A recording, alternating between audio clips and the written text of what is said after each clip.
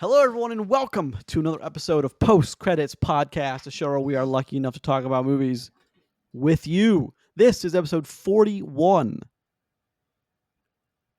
Yeah, there we go. Thank you, guys. Recorded on August 3rd, 2025. To get posted to podcast services on Tuesday, August 5th, 2025. The usual spots: Apple Podcasts, Google Podcasts, Spotify, Amazon Music, Podbean, and YouTube. If you're listening to us on an audio-only version, feel free to come on over to YouTube.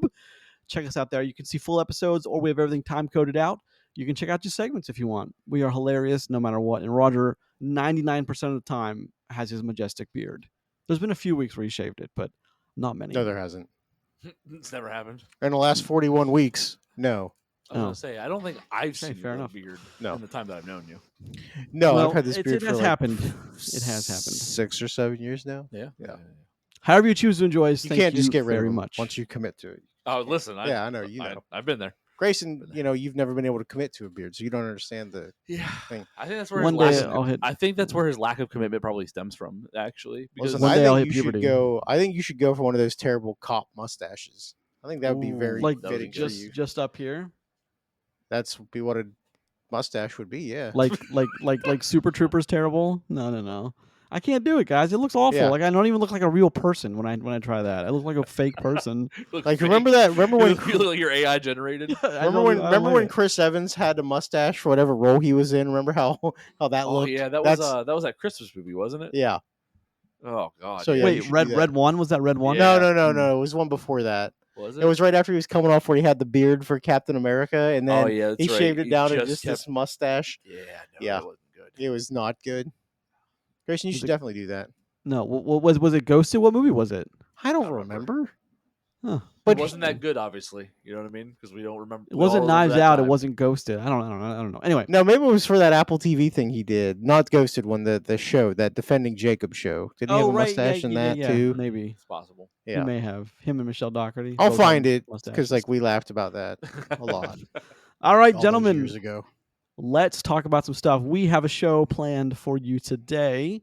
We're going to yammer on for a few minutes. Then we're going to talk about some box office, and then a big trailer drop this week. To my delight and Chris's chagrin, we're going to get to that. Avatar: Fire and Ash, and then Roger has a movie recommendation, and then the Naked Gun. Pew, pew. We're going to talk about that today. Very excited. Didn't expect it to be how I received it, but I'm very excited. You can't do 2 pew-pews for one gun. That's also true. Pew. Just with one There pew. you go. Thank you. Just like you got to use a restroom and you got to clear a line. You know what I'm saying? Bang, bang, bang. I can't- Not even a hesitation either. Just gun comes out, popping off rounds. All right. I ate 5 more chili dogs that day. I am one of your hosts, Grayson Maxwell. Joining me as I do every week are my co-host, Roger Stillian and the lovely Chris Bond. Roger, you've been demoted. How do you feel about that? I don't. It's trying to sow discourse among us. I Give it to don't him. care. All We don't play he his doesn't game. care. I mean, you talk about discourse among us. Talk about what we got going on for next week, Grayson. We got a live bet going. Oh yeah, we true. do. Okay, here's the bet. Why not? Band-Aid off. I think That's right. I think Freakier Friday will do more, even just 1 penny more box office domestically than Fantastic Four First Steps will do in its third week. I hope to God it does. Hmm. I mean, We didn't set the terms of what was going to happen if. yeah, that's true. I just want movies to be doing well again. I just want people to be going to the theater again. I mean, we Um, typically bet food bets, but I think for this one, Grayson will be off the show for a week. Nope, ain't gonna He happen. says no. Nope. I do want to point out that you want movies to be doing well again.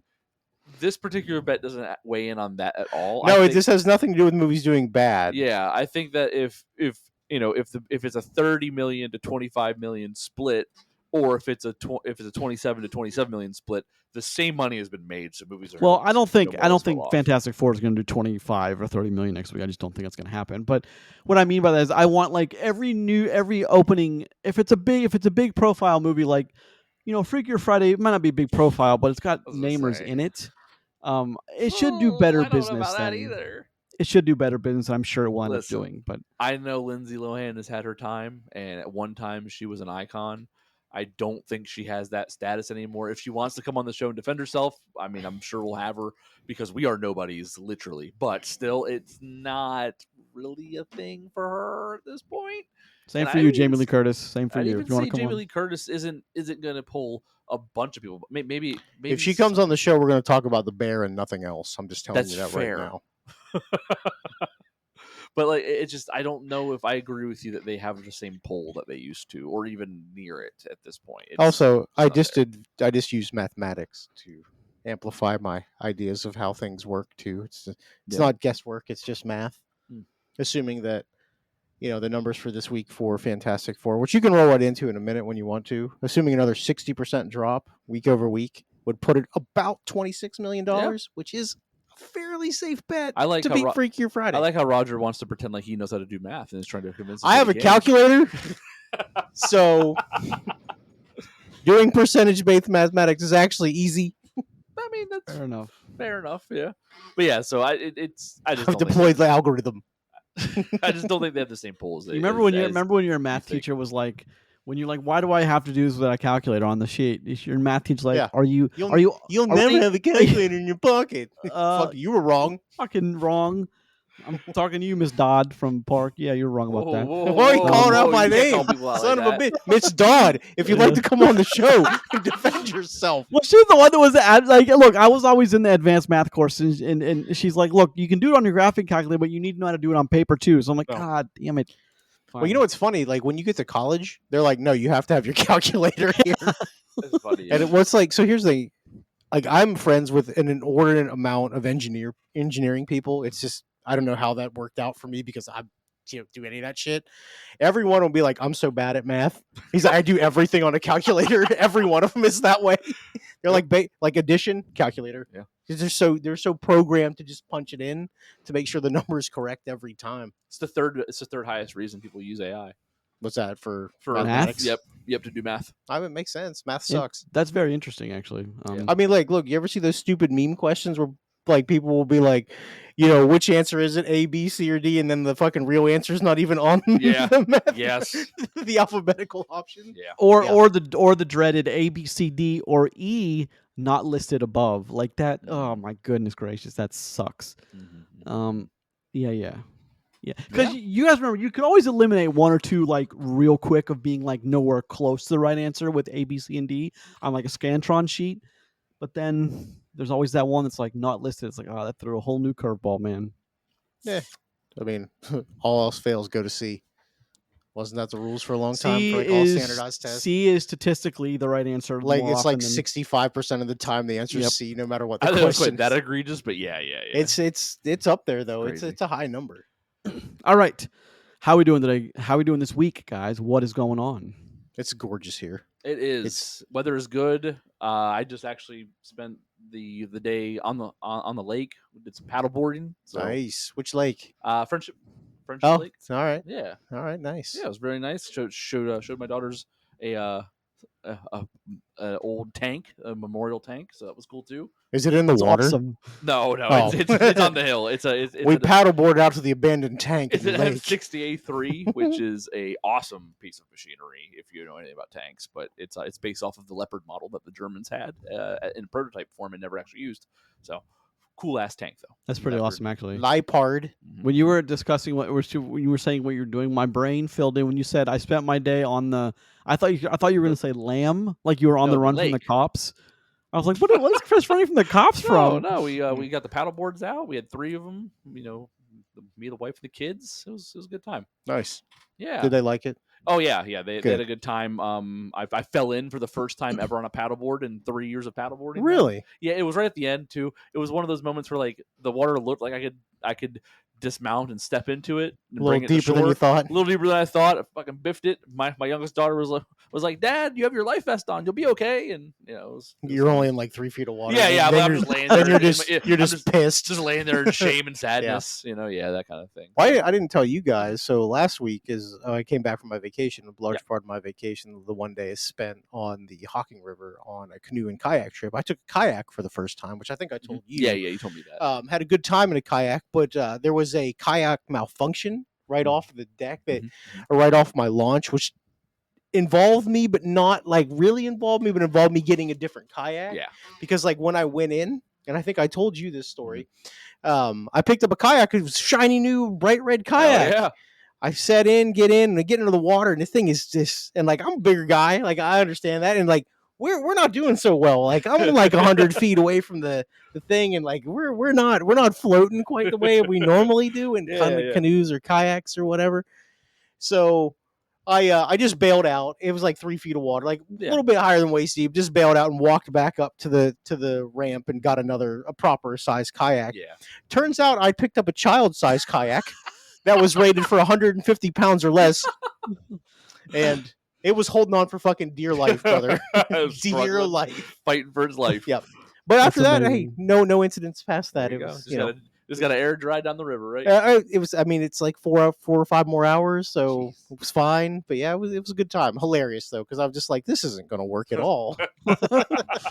Oh no! Oh, Yep. no, indeed. I do think kayaking, as many times as I've been on the canoe, I think the kayak is the better option, because like, especially having like beers and stuff with me, having a cooler, like it's not nearly as, it's In more danger? balanced. More Yeah, yeah.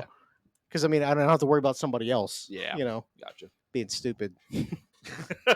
So. Just yourself about being you? stupid. Yeah. What about you, which is fair. Grayson? Did you have any water-based adventures? No water-based adventures this week. Been a lot of exercising, a lot of running, getting my miles in. Yeah, it's been a fairly disappointing week for me with work, but I'll talk about that in the weeks to come. Yeah, it's not great. I feel you, brother. But it's, but yeah. So wrapping up, but yeah. So indeed, yeah. I'm far less hopeful than I was about 7 days ago. I'll tell you that much. Yeah, well, it is what it is. Anyway, Nice. We'll talk about that later. Let's do a show, shall we, gentlemen? let's do it. Let's go. Let's talk about some stuff. All right, once again, folks, this is episode 40 of Post Credits Podcast, where we talk about movies with you. This week, we have a show. Let's get to it. Let's talk about some box office, though, gentlemen. Not a strong week in general for movies. I think the whole box office domestic was less than 100 during, it's still a summer week, so I expect, box office to be much higher. But yeah, but all the movies are kind of stale that are out right now, right? And it's now August, so people are in back to school mode, back to life mode. Vacations are over, baby. Yeah, people are spending money on other things than movies right now. Yeah. Number one, of course, is a surprise to no one. The Fantastic Four: First Steps, $40 million for a worldwide of, get out of here, Little Caesars ad, 368. 368. All right. Yeah, I do like some Little Caesars sometimes. Let's talk about that for a minute. They would like that that to be a little higher than that, though, wouldn't they? Hot and ready, Yes, in absolutely. the clutch, like it's there. It's there. for you when you Roger, need it. focus, man, focus on Fantastic Four, focus. Yes, we all love a good hot and ready $5 pizza, but yes. They're not even Hey. $5 anymore. Grayson, No, can you they're focus 6. on the box office? Oh my lord! All right, The Bad Guys 2, 22.2 million. Not a strong start for a worldwide of 45.5. It's actually very evenly split, 22.2 and 22.3. So it's very evenly split there. I saw that. I'll do a minute or two on it later. I actually kind of enjoyed it, although it's nowhere near the caliber of the first film, which to be expected. First one's great, by the way. Yeah, first one is Excellent fantastic. movie. The Naked Gun, 17 million for a worldwide of just 28. Man, that's softer than what I want it to be. Superman, 13.9, a worldwide of Top 5. 551. Chris, Yeah, so it's cost $550. it crossed saw that the this half morning. billy mark. Yeah, I ain't Jurassic gonna get World. much more though. Jurassic World Rebirth.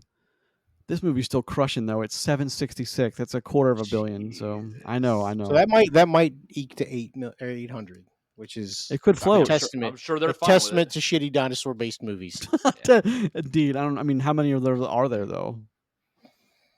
Shitty dinosaur-based movies. I mean, I know we did a whole episode on it a couple of weeks ago, but like there are other ones that are worse than this. Like Velocipaster that we never talked about that we should. No, I meant other Jurassic Park He films. said but worse, sir. Sure. Yeah. Don't you ever besmirch our beloved Velocipaster? Somebody actually asked me randomly about Velocipaster. They're like, "Have you seen this?" And I'm like, "Buddy, I've been talking about that shit for like 6 years." Not necessarily on this show, but maybe a previous venture that I may or may not have been part of. Seen it. Walk with me, son. Let me learn you about the greatest Velocireligious Wait, dinosaur related religious themed kung fu movie of all time. There you go. Yeah, That's it. Yeah. get it. It might be the only one in that category, but it is also the best for sure. I mean, like, look, all got it's number one, baby. Yeah, there you It's go. Number one. 6 through 10 together. F1's still doing well for itself. That's it. I would like F1 5:45. to stop making money so I can watch it at home, Yeah. like soon. Yeah. Like I need It'll that. it'll be on Apple in a week or two at the most. F1 number 8. I know you did last summer. Number 9, Smurfs, the movie that no one cared about. 89 million worldwide. Yeah, that's not great. Jesus, that's low for a kids movie too. How to Train Your Dragon, number 10. That's it. 618. That's outperforming Superman. Good. It's on digital now too. Oh, is it? Okay. Yeah. It's across Oh the yeah, digital we've threshold already this week. watched it. Yeah. Yeah. Oh, number 12 is Cat Video Fest 2025. Yeah, that's. Listen, we have talked about Cat Video Fest a couple of times in this show, and like, I want to go. Like, nah, I'm good. I think cat videos are fucking to go funny. once. To go once would you know be what? I fine. want them to invite me. We'll be like, we want you to come out to Cat There Video you go. Fest 2026, and I'll be like, hell yeah, brother. There you go. Let's go. Oh yeah, brother. Anyway, I probably not. It's true, but like, you don't know that. that'd be fair. You don't know that. You mentioned Together. I mean that movie has been getting a lot of positive buzz from everything I've heard. Have not seen it. It was one of the things kind of like on my radar, but it like I wasn't sure with.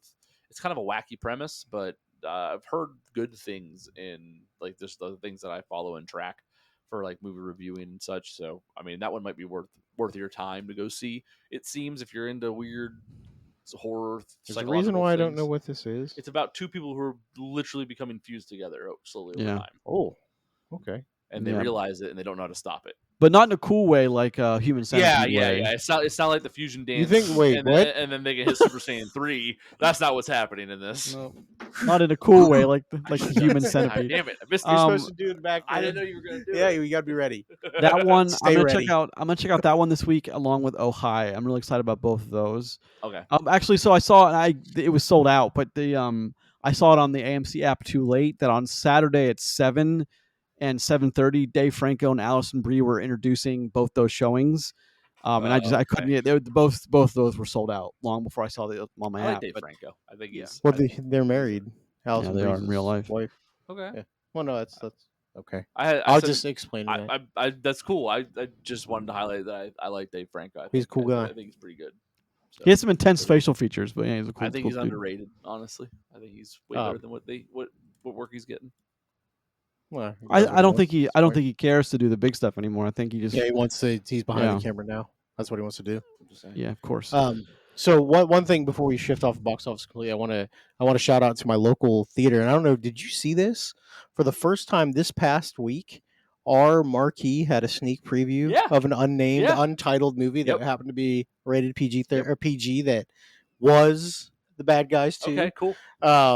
But that's the first time that they have done that, and I was like, "Huh." Yeah, I'll be really excited if they start doing earlier shows. I would like that. Yeah, because it caught me by surprise, and because my wife's like, "Hey, you know they're doing it?" I'm like, "No, I didn't." My wife told me that too. Yeah, because I guess it was on their socials or something, and I was like, "Well, shit."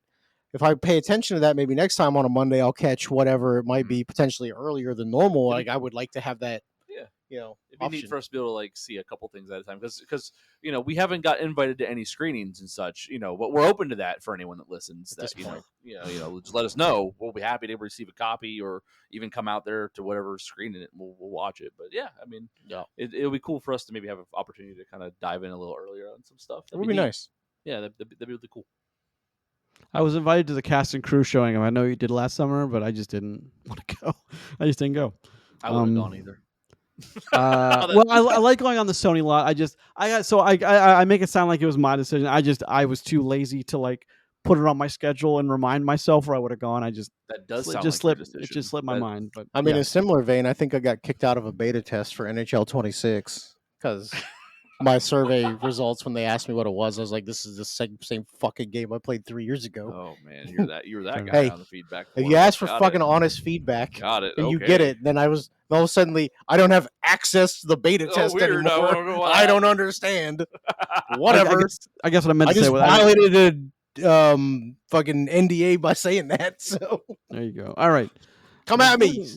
Come at us, bro. We're violating NDAs all over the place. They'll say Let's- that. We want to go to screenings. Jesus Christ. Let's talk about some Grayson other things. violated those. Thank you. Yeah, that was Grayson. Fair enough. Let's talk about a big trailer that dropped this week. Let's talk about Avatar: Fire and Ash, which is the third installment of the 5 that James Cameron has dedicated the rest of his natural-born life to doing. Avatar, movies For fire, good fiery or for ass. evil, Sorry. for good or So- for bad. I don't know how, but that bodes. But let's talk about the trailer. And I'm excited. I didn't think I was going to be, because I think the problem you have with a movie like Avatar, with a couple of the creative pieces moving around in this thing, is you eventually have to start killing off some of these villains and heroes. I mean, every movie can't just be the previous movie rehashed, which is what I was worried about in the first one. But I've seen the trailer now. I am excited. I would Why, argue, Chris? Are you not excited? That's what I want to ask. because this movie is just other movies I've seen rehashed. So it's, to your point, exactly, just on a broader scale. I haven't seen an original idea from any of these movies yet. Besides, in the second one, someone wanted to have sex with a whale. That's about it. That's unique to that one specifically. That may have been Good for original them to for you. pushing the boundary. Well, I don't think that is, again, along with predictability, I don't think those two things are a detractor for me, because there's only so many stories you can tell. So eventually, if you start watching a ton of movies, you're going to see stuff rehashed over and over again. It's just the way it goes. I don't think that's a major deterrent for me. I don't know why it is for you either, to be honest. Why is it? I would like to congratulate James Cameron, though, says now he's completed his starter Pokemon. He has. So he started with Venusaur. Yep. Then he picked up a Squirtle, Mhm. or sorry, he started with a Bulbasaur. Yeah, there Then you went to a Squirtle. Now he's picked up his Charmander. Which- And look, next movie when he gets his Pikachu, Holy shit! buddy, he's got the whole Kanto Yeah. squad. Plot twist. He picks up Togepi instead. Ooh. You know what I mean? It's Now, possible. James Cameron's not an idiot, so he won't pick up Togepi. No. Anyway, No. so Anyway, Togepi is go a on. good Pokemon. I'll answer your question. But like, you say that you're surprised that I feel this way, but I think we get on movies all the time for not having original ideas. I think it's a common thing we bring up when a movie falls back on like a super simplified tropey version of what it could have been, instead of pushing some boundaries, finding something new that's adjacent. The Avatar films, to me, are the biggest perpetrators of this, where they take something that's already been told and just put a very pretty skin on it. I will not take away from Avatar that it looks amazing. Gorgeous. I have no interest. I have no stakes or interest or connection to this third movie that's coming out, but god damn do I want to see it in IMAX, because it's going to look beautiful. And is that enough to sell me? Maybe. I'll see how I feel when I get closer to it, but visuals are huge for a lot of people, and if a really polished turd looks good, then yeah, maybe that's all you need to do to make a successful billion-dollar franchise, and maybe more movies might start doing it. I don't know, but I just feel like that we get on movies for this exact thing all the time, and I'm not going to pull my punch because it's James Cameron and Avatar. I'm not a big fan of the first two because, again, I feel like I've seen this movie someplace else, just not with blue people. So it's just along that line. I mean, the first one, yes, you can. I think that's very easily sayable for the first one. It is the Pocahontas legend. It is Dance with Wolves. It is Last Samurai. However, Well, I Go have a ahead. better one for you. It's Fern Gully. well, fine, okay, it's Ferngully. It's many things. However, Always a banger. However, Oh, yeah, it okay, Ferngully's a banger. You know what else is a banger? Dance with Wolves. You know what else is a banger? Sure. Last Samurai. Yeah. So I mean, it didn't stop those movies from being great. The I don't idea, agree with you about the Last Samurai thing, though. I think Last Samurai is. I think if you watch that movie again, you see it's much no, better than you remember it No, for. no, I love Last Samurai. I think it's in my top 10 of all time. I don't think that either of the first two films is even anywhere near the caliber of storytelling or like adjacent to Last Samurai. The only thing is that he's hurt and he's nursed back to health, but it's not even the same vein as Last Samurai, in my opinion. Well, It's a really good film. okay, fair, fine, and that's all. That's a discussion we can have closer to Avatar, maybe. That's Yeah, maybe. still relevant. However, the question I ask myself all the time is, personally, because I'm such a huge James Cameron guy, would I be as high on the Avatars if it wasn't James Cameron? And I keep coming like I know it's a weird what if question. I know, Roger, we don't do those questions very often, or rather, we shouldn't do those questions. However, I don't know if the movie exists without James Cameron. I don't know if there's 5 of them. I don't know if they look as good. I don't know if any of the others. But I try to remove James Cameron and put in someone else. Let's put in Zwick, or let's put in Ron Howard, or another big Spielberg, even another big director. Am I still as high on them as I am? And I'm not sure I have an answer for you yet. But I think the one saving grace for at least the first 2 Avatar films in my mind is, even though it's a rehash story, it's an oversimplified version of a story that we've seen again and again. Again, I don't think Sure. that's as much as a detractor as for some people. No, but I mean, it's mostly true, but it doesn't But really the hurt writing, direction, and acting is pretty stellar, and the insane production value. How can the is writing be good if great. it's just an idea you're recycling? Well, I mean, I'll give you the other two. what about Peanut Butter Falcon? What about Peanut Butter Falcon? That's literally just a rehash of Tom Sawyer and Huck Finn. Okay, I'm not a fan of Peanut Butter Falcon. But that's an excellent. But my point is that's a 10. That's an excellent movie. So how can it stop those movies from being excellent? I guess that's my question. I guess that's my question. Okay. How can we rule out a movie for doing it that other movies that are great have also done? So, I think where I get kind of caught up in it is the fact that, again, it's okay for it to be seen as a successful and a good film, because it takes a simple idea and then makes it look really good and uses that cutting edge CGI to make a spectacle out of the film. But I'm not gonna say like the movie itself has good writing in it, because it doesn't have that. Like, I don't know how you can take something and an idea that isn't unique to you, an idea and a story and beats that are, just pound for pound something I've seen before in a predictable manner, and say that's good writing, because that is the same writing I've seen over and over, predictability beats pound for pound before. So it's consistent, I guess, but it's not, the writing isn't great. It's other things that make that movie great, which I'm not going to take away from Avatar.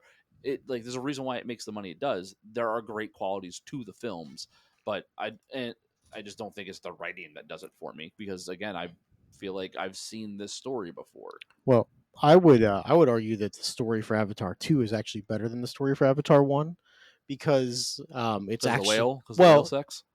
Yes, especially because I know, I get it. They did Especially because the whale sex. Oh, because look, no one's brought in that thematic issue before. Not on that screen. Not on a scale of that magnitude. I do give him some credit, though, all jokes aside, for the Avatar 2 story, because when Avatar 1 wraps up, and it's not overly original, I'm not going to rehash everything you just talked about, is they do kind of spin a decent idea, of them finally coming back to get their stuff and being pushed around and having to relocate. I understand that. It makes for a decent story. Yeah. Now, the problem that I have so far with what I see from the trailer for 3, 1, looks incredible. Okay. It does, again, yeah. But 2, is the same thing happening again? Now, are they getting pushed out of the waterland to go to the fire world? I'm going to be really disappointed in that. They gotta go fight the fire gym leader now. Yeah, right. Blaine is sitting up on top of his mountain, and he's got a level 100 Mega Charizard, and Charizard Y, of course. Oh, the superior Charizard. Yeah, God. But that's the problem that I have with this, is because watching that trailer, absolutely looks stunning. Okay. Yeah.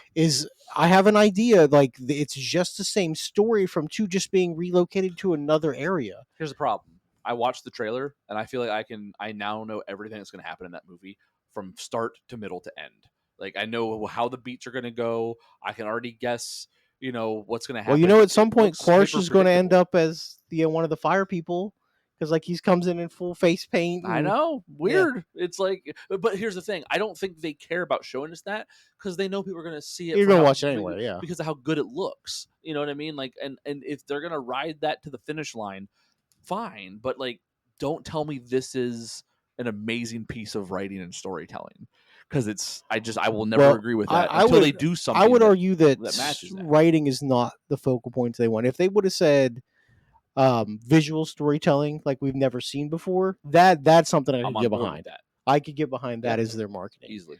like a visual spectacle. Yeah. You know, like sure, because like I believe that's what that'll be. I mean, shit. Look at the difference in technology that happened between 1 and 2. Oh yeah. And how big of a jump that made. But then go back and just watch 1 by itself. It's still all these years later. I mean, what is it? Avatar was what, 2008? So 17 years ago, 2009, 16 years ago, still looks I rewatched good. I rewatched 1 before I went and watched 2 because I had never really I never critically watched it, but before then, and it's like it looked great even now, Yeah. I'm not taking that away from it. I just there's a lot here that I think is in not even the negative column, but like it's this weird place that I'm at when people talk about Avatar or and such, and not take it away from you, Grace. I know you're excited about it. I'm happy for you that you're excited. That's cool. You know what I mean? Like, you're not as excited as I am when a Marvel movie comes out that looks good. You know what I mean? But like, and you and I we also haven't had one of those. But recently. I'm excited, so it's like it's just. Wait, it's hold just on a how that second. works.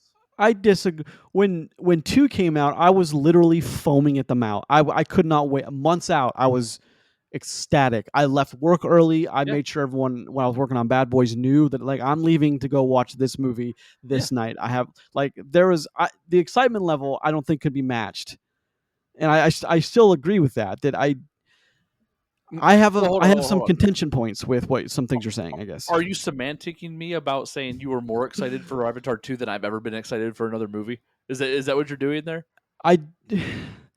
Without trying to be semantic about it, I would think that the excitement levels I have experienced in anticipation of some of these big movies from these directors I love, I don't think you'd find in many places around the globe. I mean, for many things like that. Whether I agree with that statement or not, I don't think that's the point. Are you going to go in full blue blue body paint for the next? You should. Here's the thing. So the sequel had me so wildly curious because who is the king of sequels? James Cameron. He has 2 of the 3 best sequels ever going to be made, in Aliens and Terminator 2. Like, when's Titanic 2 coming out?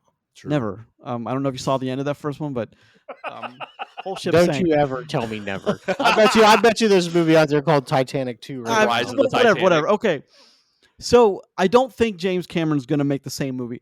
I mean, he's kind of wrote the book on sequels of you have to do something different every time. So I would say you're wrong, Chris. I would say you don't have any idea what's going to happen in the third one. Outside of the elements, Quarch, for example, is a big one for me. It's like, how many times can this guy be fucking killed or left for dead?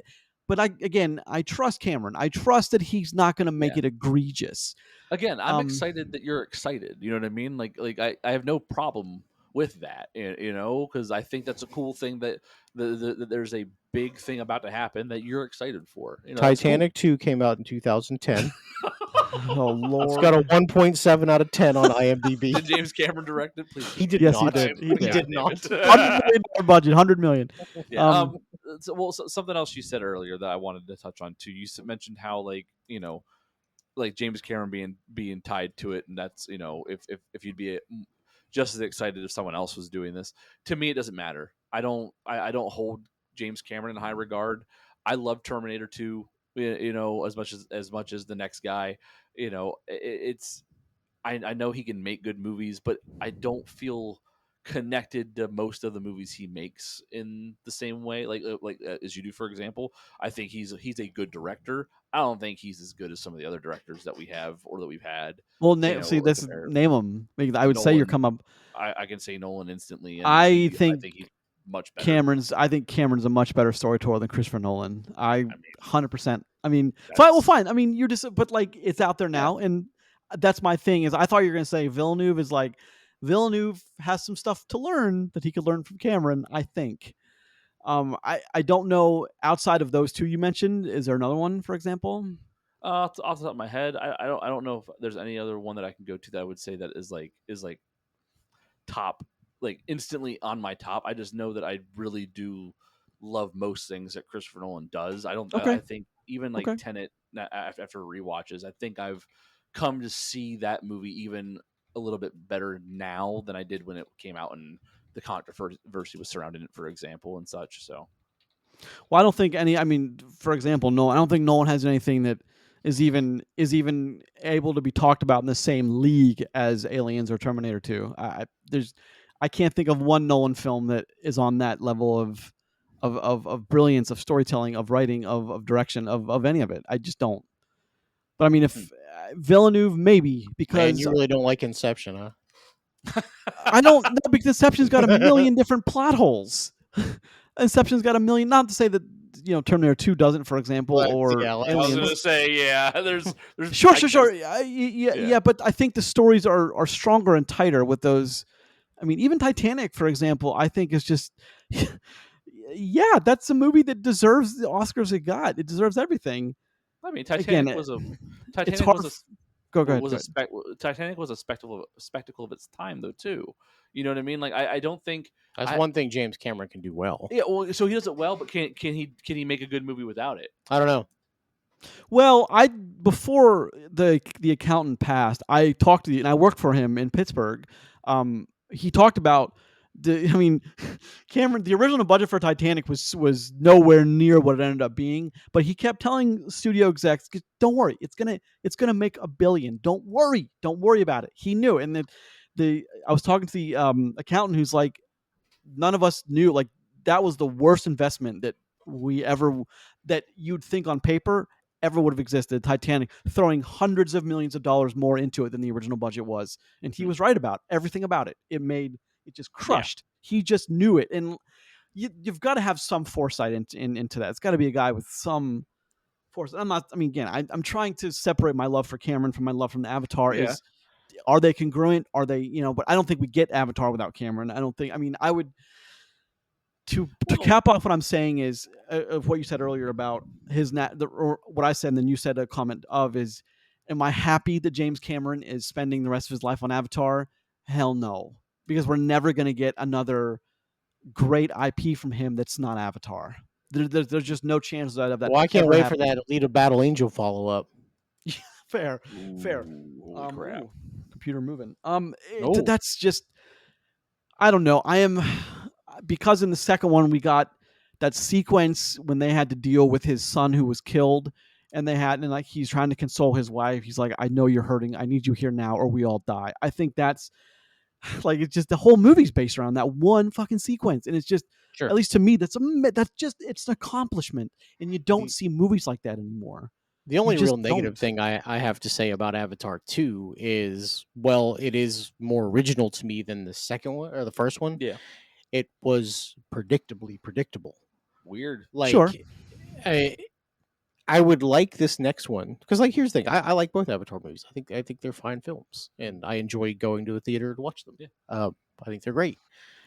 I'll be interested to see in this next one what kind of different kind of storytelling beats, because, like you did mention, Grayson, these kids cannot all be invincible. Somebody, some sacrifices, something has to happen to these people. So, well, James Cameron treats war like war, not like Marvel treats war of a fun little silly game you move pieces on a chessboard around that don't fucking matter. But Cameron treats war like war, and that's what I like about James Cameron characters, is they all feel somewhat real. You say that like some guy didn't snap his fingers in half, wipe out half the living things in existence in Marvel. Well, sure, but I mean that's sure, but that's the trillions dead. I don't know why.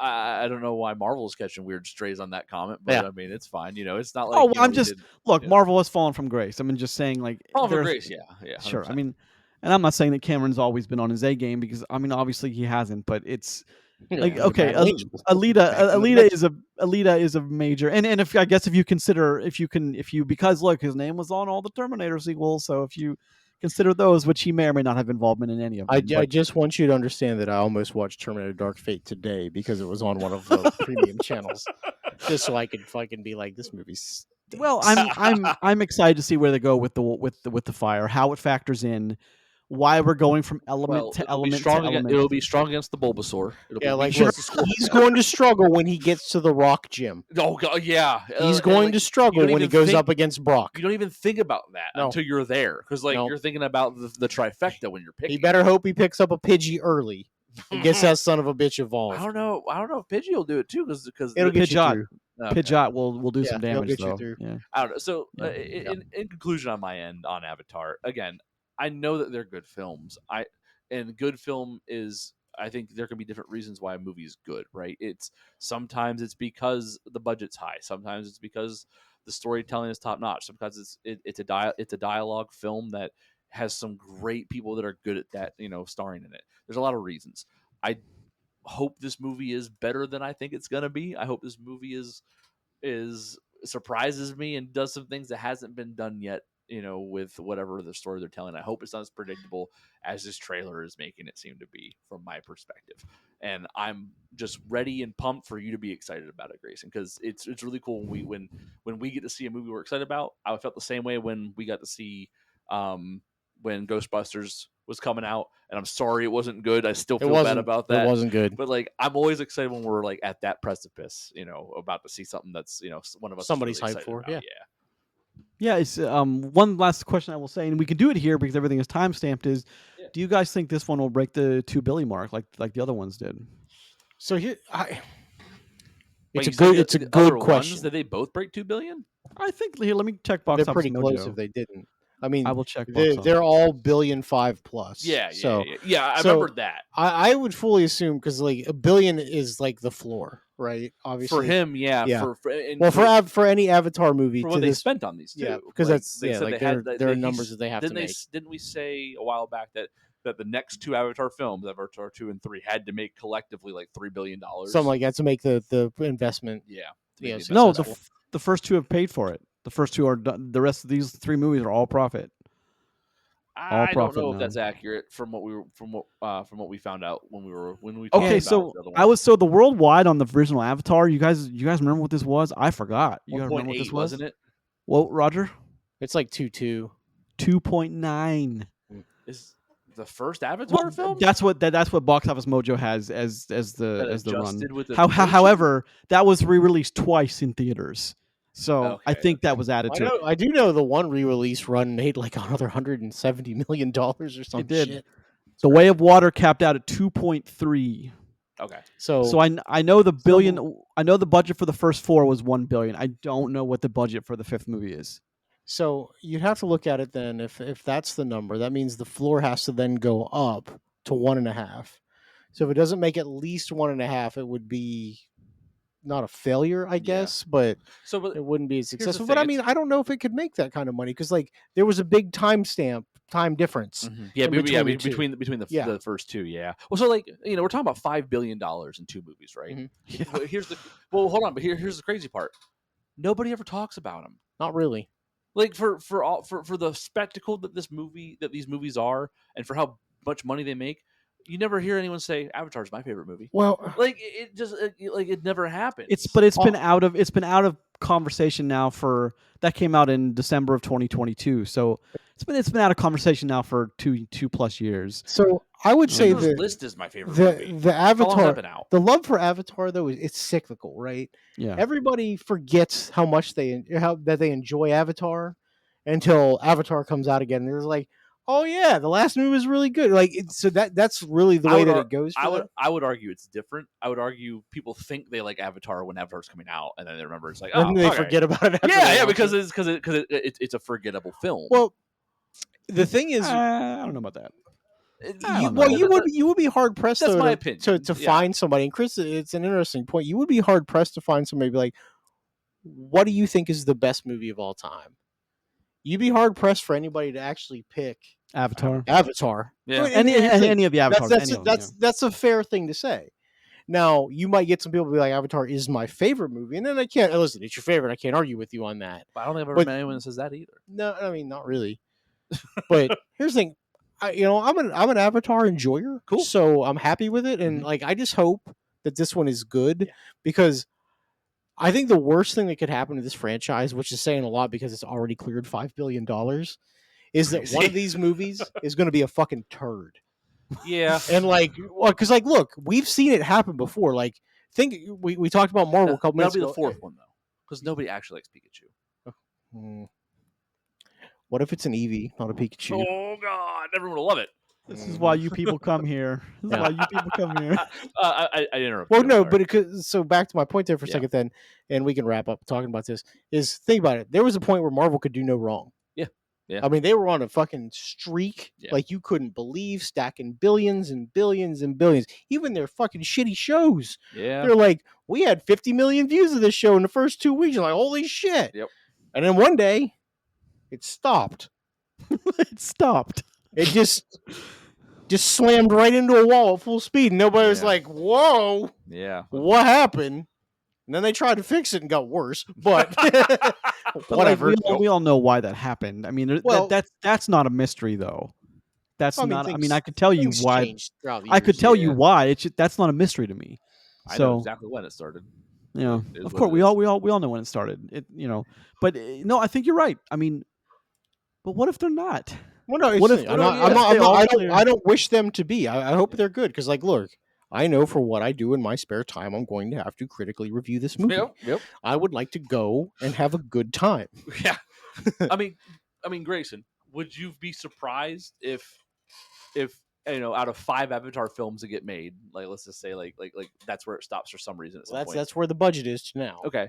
Like, are you like? It's not going to be shocking or statistically inaccurate that one of these are bad. No, You know I what I mean, mean? one Like, of them has to. I mean, one of them has to be the worst of the 5. I mean, Well, that's obviously. true. okay, Yeah, worst of the 5, yeah, but like even just like a bad film, right? Like the story is bad. You know, the acting doesn't like line even up. Pixar will make Cars too. Even Pixar will make Cars too. Well, hold on a second. I mean, one thing I don't know about Cars 2 was the creative team behind Cars 2. That I don't off the top of my head. I don't know. Still. But no, I don't Do think there's any cars have a film- human inside of them, or are they just autonomous living cars? Anyway, Grace. I would love to be inside your brain for like 5 minutes, Roger. 5 minutes. So I is all have need. deep thoughts about cars and the universe that they live in. True. Like, true. never mind. Anyway, that's another what, day. What were you saying, Grace? I mean, I don't. I know that we love to bag on certain movies that like what's the one Roger brought up? The Alita Battle Angel. Yeah, There were actually I met one of the writers. There was actually 2 sequels planned for that got canned right away. Well, fucking let them um, release them. So I'm a huge fan of the manga that's based off of. Sure. It was one of my first like dives into that media. It was Alita, and they're fantastically dark sci-fi novels, Yep. but they just didn't work out in the way that I would have liked it to. So Piranha 2: The Spawning. Well, I've heard it's ridiculous. Yeah, that was his first big feature, or that was his first Piranha 2: The Spawning in 1982. Cameron. Okay, I Well, I don't want to hold that against him. I That's don't a think. wild- Oh, no. Hold on a second. I think it actually. I mean, it's for the same reason why Naked Gun is great. Piranha 2 is like it's in line with the first Piranha, and it's fun. And a lot of people like that. A lot of people say, what wasn't bad. It's just ridiculous. I get Yeah. that. Terminator, Aliens, The Abyss, Terminator 2, The Abyss is a good movie. True Lies, Titanic. And then I'm looking for more. He did a few episodes Actually, of Dark let's Angel. listen. Let's get him up on and making a second True Lies movie. you know, And I mean that I could serious. do that. Yeah. Yeah, I could do that. Let's shut Avatar down for a minute. Yeah. Let's squeeze in one last ride with him and Who'd him you- and Arnold. who would you What have I'm in the saying Arnold is the squad? movies he's made himself. They're not bad. So Well, and like again, I'm not taking that away from Cameron. I just don't think that these are the best films that Sure, come I out. mean- And I think that again, people don't talk about them like they are. They come and they go so quickly. It feels like it's just I think it's an amazing phenomena. The fact that these things are so widely watched and such a huge thing when they come out, and then they just vanish, and it's just such a weird thing to me. also, and- one more thing to consider is markets have opened up since 2022 that weren't open in 2020, especially in 2009. That's fair. So, Sure. and Yeah, and but like that like the Asian market loves the Marvel stuff. They love they love the visually they love the visual They like stuff. Avatar. They're So- big fans of Avatar as well. I mean, it could do. I hope it does great. I Listen, for your sake, I hope it does too. well, know, I mean, one last thing I will say, and then go ahead, Chris. Sorry, I was going to say. I'll go. If am I gonna be sad if this makes 1.3 billion and is considered a like not a success? The movie's the movie still makes 1.3 billion. I don't know if anyone could be like, ha ha. You know what I mean? Like, I just don't think that's how that works. Whether we like it or not, people paid $1.3 billion to go see a movie. That's a success on any run, But some people might be upset about it. I'm sure that's not going to be good, for the promises made with these films, but there's still success there, and I want this to be successful because I want more really visually stunning movies to be made because that's a cool way to see a movie. I want whole agree. studios funded by Avatar. You know what I mean? And I mean I'm that sure 'cause, they like, are, we but made that joke. Well, we made that joke about Blumhouse all the time. You, You need one of them to be ultra successful, so 4 of them can suck. you know, So we talk about video game movies sometimes, right? What video game property would be really well suited to something like an Avatar budget? Pokemon. Yes, that's not where I was going. Yeah. Doom.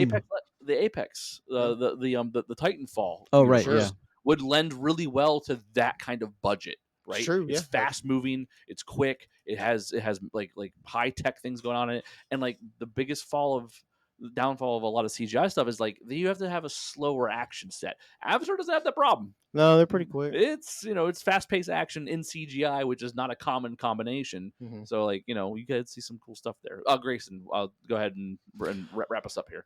I don't even know my final. Oh, so my final thought is, one of the reasons I want it to be so successful is because I have to. If I'm gonna be okay with him trading more original movies that he could do for this, then goddamn it, these better be great. Yeah, because I mean you're cheating me out of 25 years of James Cameron, what could be 5 or 6 great James Cameron movies for these things. And I'm not saying it's a bad trade. I'm saying it is a trade that I still at this point wouldn't have made, even though they made 5 billion. But I think that they're better than just okay or good. I think they're great to excellent. So I guess just that's remember, my opinion. Avatar is costing you James Cameron's Metal Gear Solid. I don't want to. Don't do that to me. Don't do that to me.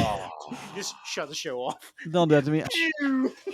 I know for a while in 2009 or 10, he was talking to Neil Blomkamp about James Cameron was on for you forget Alien 3 and you pick up after Aliens, and because they had Michael Biehn on board, they had Sigourney Weaver for, they wake up in the ship and Michael Biehn was alive and they have to do more fights with the aliens. And like, God, why didn't we get that? Of all the movies that from the 80s that we really could have fucking used, that's one of them. Jeez, I'm not even sure if James Cameron is the guy I'd pick to do Metal Gear, but I'm not gonna say no. You know what I mean? Like that's not gonna happen. But like, oh yeah, I mean, God, he'd be an okay person at that. I mean, I have zero hope for that movie. There's too much word that there's too much dialogue that'll be cut out that then it won't make any fucking sense. Yeah. So sorry, I gotta stop cussing. Anyway. got him all heated for the Avatar talk. Listen, I hit him where it hurts. I knew it would fucking be like, All right, guys. Made my brain twitch, man. Do you guys have any final thoughts on Avatar: Fire and Ash? I hope it's good. I hope I come back and sit down after we watch it and I go, my favorite movie is now Avatar 3, Fire and Ass. I hope that's what happens. Fire Jake and Sully Ass. leading Charmander and 4 Rattatas. Oh my the God, Rock, Jim. All right, Roger, give us a movie recommendation for the week. Oh God! Oh shit! I wasn't even paying attention. Yeah, we haven't done that yet. So we usually do that earlier in the show. We do. So my movie rec for this week, very much fits in line with the Naked Gun movie. It's not Naked Gun because I guess I could have picked any one of those 3 movies. You could have actually. I didn't, but as I picked a better movie, I picked Airplane. Yeah. 1980 comedy drama, about the same kind of length as well. A nice 85-minute banger. That's just joke, start to finish, and has one of the funniest sequences of all time when the guy was like, "You ever seen a grown man naked?" I don't know. Find that. I don't think there's any drama about. I think this is all comedy, bro. I think this is all comedy / dark comedy. I mean, it is about a plane crashing, so sure. That's not funny. Airplane, 1980s, Roger said. Directed by Jim Abrams, David Zucker, and Jerry Zucker. And the Zuckers had, of course, huge involvement in Naked Gun and Police Squad, which spawned Naked Gun. Files from Police Squad, which, anyway, Robert Hayes, Julie Haggerty, Kareem Abdul-Jabbar was in that. Leslie Nielsen. So that, I mean, there's a link there. and a host of other people. But it's comedy from an era that we don't really reference much anymore. And I'm glad that Naked Gun kind of did reference it in a way. But Airplane is a very good, still very funny movie, I think. Absolutely, it still holds up. I just watched it again recently, which made it easier to talk about it. And I mean, it's like with Leslie Nielsen, who is one of the stars of this movie. He's definitely one of those, through the whole Police Squad, Naked Gun, Airplane, all those. Like his demeanor and delivery of lines is just incredible. Like his running line throughout the last like 15 minutes of the movie is like when they're going for the landing, he keeps opening up the door, no matter what they're doing. Is like, we're all counting on you. Keep it up. And like as they're like bouncing off the runway, he just opens the door like one last time. It's like, we're all counting on you. I don't know. It's little things like that to make that movie hilarious. Or like even the old gag, because I mean this movie came out in 1980. Like the gag of they need the autopilot, and it's literally just an inflatable guy that looks like a pilot that's flying the plane. Yeah. For them. Like it shouldn't be funny now, but it still is for some reason, and like that's a testament to good comedy. Yeah. It's those jokes that are 40 plus years old that still make you laugh. It's so good. so good. No, it's And honestly, very apt if you've never recommendation. seen Airplane, you should watch it. You should watch it. It's on Paramount. I know that because all the Naked Guns are on Paramount. I think Airplane's also on Paramount. Yeah, Nice. but it's all there for the comedy stylings. Which leads us to the movie of the week, The Naked Gun, which we had like a midweek conversation. Obviously, that because I know we were talking about we might have done The Bad Guys too. Yeah. We did pivot. Yeah. But we did because this movie was being received so well that we thought it would I'm be in glad our we best did. interest. Yeah, I mean, received so well, and also, I think our audience is probably gonna watch The Naked Gun before they watch The Bad Guys Sure. too, in most cases. So there's a couple reasons why we did. And here's the thing: if I gotta watch a movie and not get paid to talk about it, I'd rather have a little more fun, doing so. So here we are. The Fair Naked enough. Gun was the pivot midweek. You're a pivot, that's for sure. All right, Yeah. let's talk about some Naked Yeah. Gun. You look really nice today, Chris. Thanks. Just saying. Thanks, buddy. Oh my lord! Appreciate you. All right. Let's do it. Let's Hey. talk about Naked Gun. He's my favorite today. You did that. I did indeed. All right. Naked Gun, of course, directed by Akiva Schaffer, also written by Akiva Schaffer, and Dan Greger and Doug Mand, with the cast: Liam Neeson, Pamela Anderson, Paul Walter Hauser, Kevin Durant, Denny Huston, Liza Koshy, to name a few. Boys, what was your first impression of Naked Gun 2025 version? I'll go first. Go It's first. just funny. Like it's just 80 minutes of joke. I didn't say jokes. I said joke. It is seriously it averages like one joke every 45 seconds, which Yeah. I thought would, I mean, for some reason in Naked Gun movies, that doesn't ever seem to be too much, which is wonderful. When you're on point and you're topical the entire time, it's hard. You're gonna have more hits than misses, and that's the thing. Like if your movie that's 85 minutes of jokes, and you hit with 50% of those, that means you're laughing for 50% of the movie. Yeah. That's a funny movie. You know Yeah. what I mean? Like it's like that's a great strategy for this whole thing. And I mean, they committed hard to this, and I commend them for that. It was one of those things. For my first thoughts when I was leaving was all right, that's pretty funny, and then I left because you guys are gonna be mad at me, but I didn't stay for a single credit. I was gone. I was like, there's no way this matters, but apparently it did. So you guys can tell me all about it. Yeah, But I mean, it's just never mind. everyone says it's funnier. Like some of the funniest stuff happens in the credits too. Yeah. So, Grayson, what about you? I loved it. I was laughing the whole time, but again, it's like the advantage I have of that, or at least someone that's my demographic watching this, is the comedy is aimed at me. The comedy is certainly written for me. Grayson Maxwell. It's comedy that's ripped right out of the 80s, 90s, and 2000s. It's that kind of Gotcha. comedy, which I'm surprised we got some of it, because a lot of it I would have thought was kind of risque. But I mean, I think it's the Seth MacFarlane involvement that I think makes some of that possible. I think he really pushed for some of that. because you can't make an airplane movie, which I'm sure they may be looking into now, or a Naked Gun movie without having some really really offensive. You just Well, the movie doesn't exist at that point because this movie hasn't made it's a not bunch that. of money though, right? Like No, it it's hasn't. It's doing like very well though. yeah, okay. I mean, doing as long as it's doing well against its budget, I guess that's what matters here. I'm checking the budget I'm right sure now. this wasn't cheap to make, though. It feels like this probably No, had a higher budget and to it, right? and by doing well, I mean people are like word of mouth is great for this Oh thing. yeah, 100%. That's This thing is, yeah. It's actually not as high as you would think. I was gonna guess like 30 to 40 million for the It's budget. 42. Okay, is the all right. official budget. Yeah, but like I don't think we haven't hit like 25 on this one yet, right? No, So, well, it's worldwide. It's at like 28. So it'll make its money. I hope it trickles in money for. I hope this movie has legs. Is basically what I'm saying, because I would like it to be successful, even though I'm not like too high on the movie personally. But, Well, you know the olds love Liam. oh God, The so olds. here's the thing. So like my showing smelled like a nursing home, which is fine, but like this has like the double geriatric bundle happening here, where it's a movie based on a movie, in the 80s by a popular 80s star, which now has Liam Neeson at the helm. Yeah. Holy crap. It's like the geriatric trifecta. Buddy, they stacked it. They really did. They were like, listen, Stack the deck. they're like, listen, we're getting this Social Security money. That's it, That's what baby. they said, and they leaned in. That's it. I mean, it's got Pam Anderson in it. We're It's like- taking some pensions tonight. it's crazy. It I has guess we should do, wonderful. I guess we should do a thumb thing real quick. So I'll count us Absolutely. down.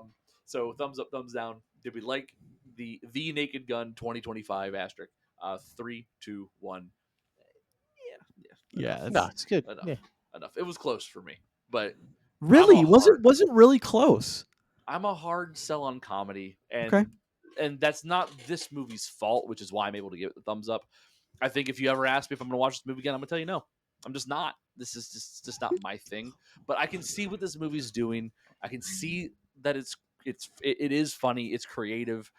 The movie, I'll give it its credit. This thing fired so many jokes that there's no chance you don't walk in this and leave without laughing. You had to have laughed. Yeah, exactly. And I did. You know what I mean? And I'm saying like, I barely liked it. And it's for no other reason than the absurdity of this comedy is so absurd that like I don't connect to it in like a storytelling kind of way. And I think after watching this, I feel like I've discovered that I really do need that. So it's nothing against the film. Movies does a great job at what it's supposed to do. So it's a personal thing that I'm not too high on it, but I can still give the movie its credits due. Sure, right. I mean that's a testament to a movie too, though. Exactly. Yeah. Yeah, it's not really your type of movie. You're still like, it's all right. Yeah. There's something to be said. I think from doing the movie reviews the way that we do it. If even if you're the biggest comedy fan, and you're just like, that's all right. Yeah. Like that's a very positive thing to say about certain movies. Where a movie like this, where I had no hope, like when we talked about We've seen the trailer. Yeah, we talked about what movie we were going to when we switched midweek. Like I was kind of like, I don't really want to see Naked Gun. Yeah. Like I was kind of like, I really like the first Bad Guys movie because it's really good, but this movie, the Bad Guys 2, it's reviewed a little bit lower. Whatever. Apparently, it's still pretty good. Grayson said he enjoyed it, which is great. And we decided to pivot this movie. Like, and I'm happy that we did. Like, this movie's pretty funny. And like, look, is it going to win some like writing Oscar or dramatic series Oscar? Like, it's not. But like Chris said, you're going to spend less than 90 minutes in the theater, and you're going to be like, that's pretty funny. Yeah. And that's great for a movie like this. Yeah, this movie will do so much better if you go see it at like prime time too. Like there was a good bit of people in my theater. Mine too. The laughter that you get, the contagious laughter effect. It is really does help here, because there's some things that you might not find like the funniest, but the fact that other people laugh, it helps it click to you. Oh, that is kind of funny. You know what I mean? Mm-hmm. And like, I don't know, that kind of, I think that atmosphere is really healthy for comedies, because back when comedies were like great, the era that we like to highlight, a lot is for us. Like, you still went and saw movies a lot in theaters. Sure. The American Pie movies, Wedding Crashers, like things of those nature. But like recently, you don't really see comedies. Like they get thrown on a streaming service in most cases. Me Time and all this other stuff that's just really bad. And they're thrown on there. How fucking bad that movie and stinks so so no one bad. talks about them. This movie, you can go to theater and watch with a bunch of people, and you're probably gonna laugh because Probably other have a good people are time. laughing. Yeah, it's Yeah. it's a I think it's cool. communal effect. Yeah, Yeah. that's fine. Well, I think it's important though to note that it is again it's the rift between the theatrical release and the non. I mean, it's as if you've seen it. I mean, Happy Gilmore 2 is one that we'll get to. What if you've Oh yeah, we'll seen it? talk about It's that a just little bit next week. Yeah. but it's just there's a huge gap between the quality of the theater released comedy the theater released absurd comedy that is also a legacy sequel and the Netflix released. There's a big difference there. One is good, the other is absolute garbage. Well, That's hold on. what I'm trying to say here. Well, hold on. Are you telling me that if this didn't hit theaters and came out on Amazon, it wouldn't be as funny? No, If I'm it's just the saying same movie? I'm just saying there's no way this I don't think it'd didn't. be as funny if it was on Netflix. I mean, if it's Is that? by what he's saying, it sounds like he's saying that. Well, no, it would, I'm saying that because it was made in the studio system by one of the Okay. big six, that's why, because they have safeguards in place to ensure, at least to try to ensure that it's got some quality control there. When the streamers don't have that, they don't need that, so they don't have it. Okay, I got you. They've already got your money. They don't need to make you happy. They've already got it every month, okay. like clockwork comes in. Hmm. That's what Okay, I'm trying to great. say is just I think the fact that like Seth MacFarlane was attached to this is a good thing. The fact that Liam Neeson was attached to this is a great thing. The fact that they brought all the legacy people somehow into the story, be it they were there or not. The woman from Even the first OJ. three, the woman from the first one is she's in this for like you blink and you'll miss it, but she's in there for a very brief moment. It's they do the movie justice, and Good. it's the Naked Gun was always like a spoof on film noir. You Mhm. take the guy who's narrating, like the Maltese Falcon is just, or those very famous film noirs back in the day. Those are like on the top like 50 of American film of all time, and like you put like a different kind of twist on it. Mhm. Is it's just like when he talks about the dame, and then this movie just carries over. One of my favorite phrases, one of my favorite lines, and I couldn't believe this line actually exists, is when he's talking to remember when he looks in the office and he thinks he sees a coat rack that he thinks is a woman, Yeah, it's not, and then he sees her sitting in the corner, and then like you hear the narration, and he finishes on the line, "A dame so fine, it would make any toilet beg for the brown." Yes. Yes. I laughed so hard in that Yeah. one that, oh my Well, goodness that gracious. sequence also ends with her being like, "Yes, I will take this seat," and then Yeah. dragging the Yep. chair through the Yeah. office. Which, I mean, you have to watch it to get that reference, but it's again just funny. fucking absurd. The literal the literal oblivious comedy is really good in this, and I do like that some characters in this don't have that comedy happening, Mhm. and it's like they're playing off of them, but like they're still funny, right? It's I But don't know, yeah, so there's people playing the straight. yeah, that's it, Yeah. that's the term I'm looking for. Yep, But playing it like straight. yeah, and they're still funny. Like they like the villain in this, right? Like he's got some lines too that are chuckle worthy. But he's playing the straight man, and it's like Even though it's in the trailer when they're fighting at the end, oh and he god, punches him, and he's like, "You hit me in my soft spot in my belly." He's like, Yeah. "I think I'm gonna barf." He's like, "Are we gonna get back to this fight?" He's like, "Wait, no." And he's just like, "No, No. He's like, "Oh, no." It I is- think I do think that's a bit of a hindrance for this movie because the movie is so short.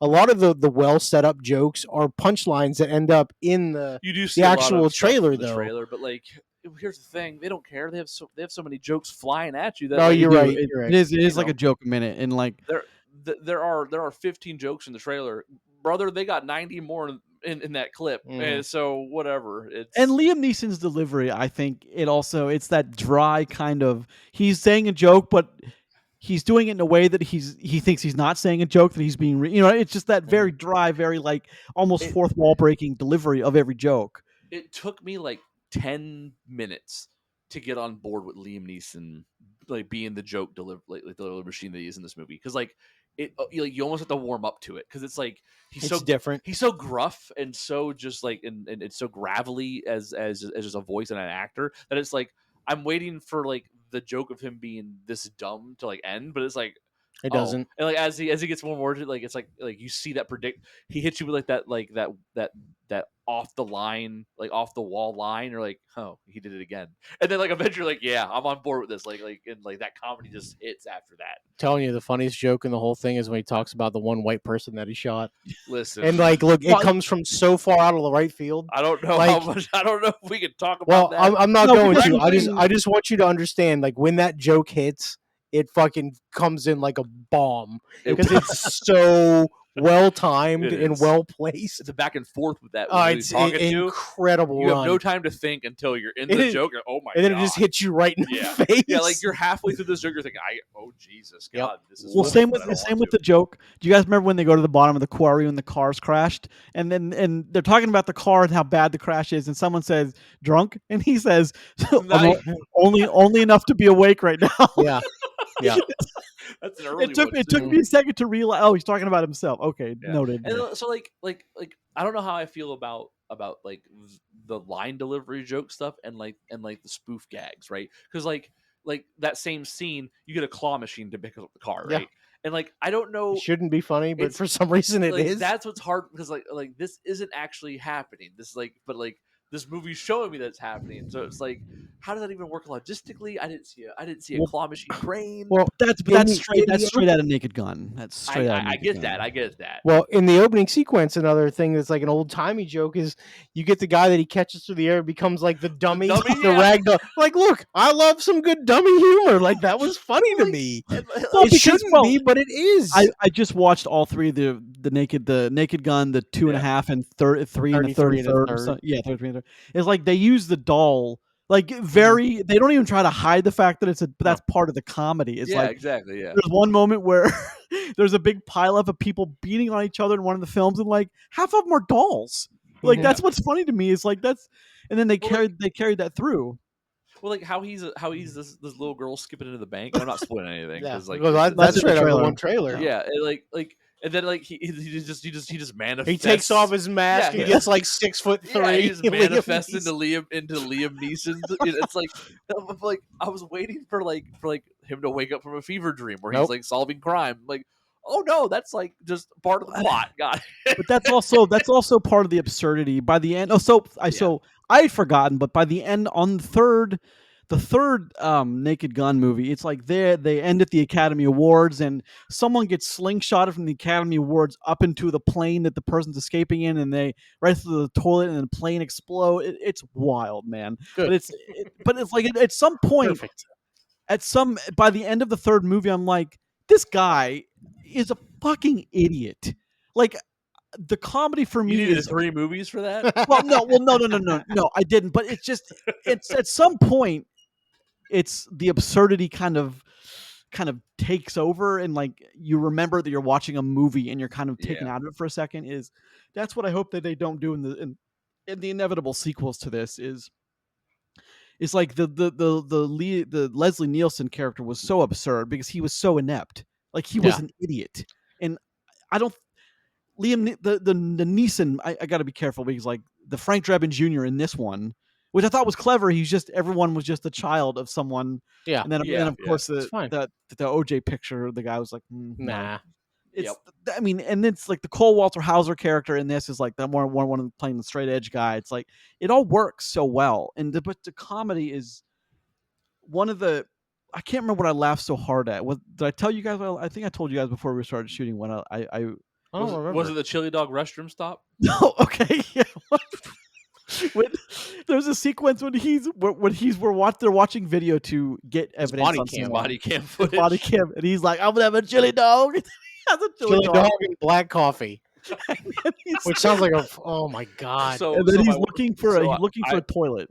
I dealt with the Chinese food and black coffee combo, myself, and it's tough. Some belly stew, it's tough. Yeah. So like I could imagine the chili dog black coffee combo. And he's looking for a bathroom, and you see him in the car, like sweating and singing to himself. And I was already, come on. Listen, I was already. We've all been there. We've all been there. I was uproariously laughing already, and then we see the body cam footage of him walking into a business in the restroom, and it's like a Subway or something. And you see like someone like There's, like, a knock on line. the door, and he's like, "Oh, someone's in there," and he just pulls out his gun and starts shooting off rounds, and like that was it. I laughing so hard, I kicked the seat in front of me, and the guy Well- turned around, and I was like, "Oh, well, dude, I I'm would so too. sorry." And then I at the, would when too. when the movie ended, he's like, "I don't want to. I'm sorry. I didn't mean to look so." He was like, "I'm super sorry. I kicked your chair, but I was laughing so hard, I could not contain myself." I like there was a point in the movie where what do you Talking about Grayson, that guy. oh yeah, docking sequence engaged kind of deal. Oh, I fell in love. I forgot what I was gonna say now. You took my moment. So I mean, I did like the timely Spirit Halloween. You know, they're closing Police Squad, and the Spirit Halloween shows up automatically. I'm trying to think of other things that I thought were really I funny. love the hard wing with the body cam comment to the police chief. She's like, "Body cam's on." He's like, "Oh yeah." God damn. yeah. Also, it's so inappropriate though. Oh yeah. when she's singing the jazz song, she's like, That was see that's one of the points that pulled me out. I thought it was so fucking was dumb that so- I was laughing I at was it. so ready for that point to be over as soon as it started when she started scatting. I was like, I hate this. I hate every bit of this. Well, I think it went on too long, but I think that's kind of what they counted on for the joke. It's just the joke I get becomes it. less funny. That joke became less funny, but she was like boop bop skid bop bop bop. Like it got a little too much too quick. All while he's in the back room beating up a line of bad people, Yep. like, just literally in a line. Here's the just thing, though, and like this was my point when we talked about some like a bad comedy before, like how do bad comedies get made? Like how do they not see this? Mhm. Like I bet they're shooting. I bet there's a blooper reel of like 8 or 9 attempts on. Oh, her I'm sure. scatting, right? sure. Oh, yeah. Just people just like her laughing because it's awkward. Everyone laughing. Like I bet they had the best time of their lives making this movie. You know, but like the funny part is that like this movie was funny. You know, instead of it being a bad comedy that Makes people it think are going to be important good. that things are funny. Yeah, so it's just I'm sure they had a blast filming that scene. Even though I didn't like it, I'm sure they had a good time with that joke, which is cool. I'm sure. You know what I mean? Yeah. I'd like to. So I don't. The AMC did the. I like the popcorn bucket of the. Here's the drink and the siren. I was playing with it today. Is of course from all the movies that siren you watch come up and go through the. You know what I'm talking about, Roger, especially you. Mhm. Is it turned on, but I dropped it, and then the actual bucket was. And if you haven't seen the original, then you won't recognize it. But it's the joke of the beaver when he's talking to the woman. He's like, "Oh, how's your beaver?" And she's like, "Oh, it's good. Yeah. It's right here." It's like I think this is kind of cool though, and it's not. It's very topical for. Yeah. I think There's the movie, and like that's what I like about it. There's a scene with a turkey that also The infrared scenes that also had me laughing my ass off. with the dog when he was just like, I don't like this. Oh, the Kevin Durant character, who's obviously that's supposed to be like an Elon Musk type. Is that the point of that? It's like be Elon Musk ish. Absolutely. But that was also very funny too. Oh, yeah. That was good. That was were you guys laughing during that sequence? The When he's like, infrared "Oh, scene? I don't like this." Yeah. Yeah. Oh yeah, for I sure. laughed at Like that. it's funny. Yeah, that was funny. Dude, when like he's got the baster and it's just squirting and he's just Yeah. like In the dog's mouth. Yeah, that's Yeah. you know, Yeah. but that's and then like the Pam Anderson, she just works in this movie. Yeah, she does. That sequence or that element I don't think should have been as funny as it was or as effective, but goddamn it was. It's just I think this movie is successful in a way that they had like when I'm sure they were like, well, we love this combination, and then part of the boardroom's like, I hope people find this funny. You know, they like did that thing where they like, I hope people love it too. But it worked. Is I think it all just played very well on screen together, and it just It did. God, it worked. I agree with that. Yep. I think it's funny. Did I you guys really ever just? I can't. So, Chris, you and I think what I wanted to because you talked about it earlier, and I added to my notes is you actually, you know, you didn't have as good a time in this as you would have thought. Or as other people are saying that they did. Is like you were kind of when the movie was over, you were ready for it to be over. Yeah, I was. And Roger, what did you say about that? I liked it. No, but you said it could have been a little longer. Oh yeah, well, no, for sure. So normally I'm the guy that complains that movies are too long because 90% of them are. Mhm. They go on way past the point that they should. Yeah, knock This it off, Hollywood. movie, I would have been like, hey, 10, 15 minutes. Yeah. Sure, fine. No so questions about it. I think that's a testament to how fast the movie flows for a lot of people, and like how good the jokes are. Because if you're willing to sit through another 15 minutes of a movie that could be wrapped, it's like it's because you're having that good of a time watching it. I think that's cool. Well, and it is a testament too of like how I see movies at this point. And I'm sure you guys are similar because like we see a lot of movies. Like, Do we? Yeah. I mean, Oh, okay. I mean, here's the thing: most people like us don't go and see a movie once a week, or sometimes a little bit more than once a week, right? So, like, I try to keep when I can, I try to keep my movie time like as streamlined as possible. Like, I don't see all the trailers anymore. I don't need to be there 10 minutes before the trailers kick on. Shit, I don't want to be there until there's like a half of one trailer left. Some of them feels really like cathartically good about walking in and as you're sitting down, the movie's starting. Yeah. Right. Like something feels good about that. Yeah. So like that's where I am at Grayson my movie losing his viewing. mind right now. I am. But I mean, here's the thing: he knows this. But it's. I mean, we talked about this off the air before. A lot of times, like I don't like half the trailers anymore. I watch them on YouTube for the first time. Like it's just the way that it is. Because like if I'm trying to get in and out, especially if I have to watch a movie on like a Sunday morning, like first run before I got to come here, like I need to make sure my time is lined up.